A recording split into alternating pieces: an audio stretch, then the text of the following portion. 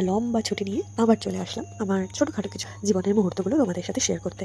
আমি জানি অনেক দেরি করে ফেলেছি, তো যাই হোক ফিরে আসা যাক নিজের ট্র্যাকে।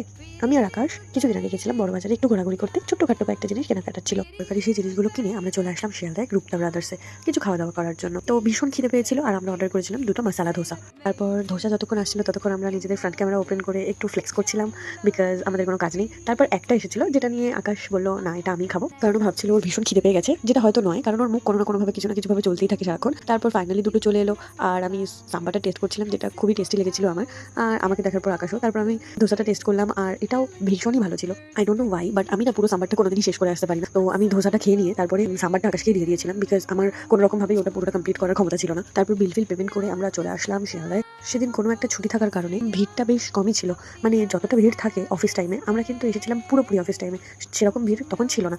আর ফাঁকায় ফাঁকায় বেশ ভালোই সুন্দরভাবে চলে আসলাম। And hope you like it. Don't forget to like and subscribe. Thanks for watching. By.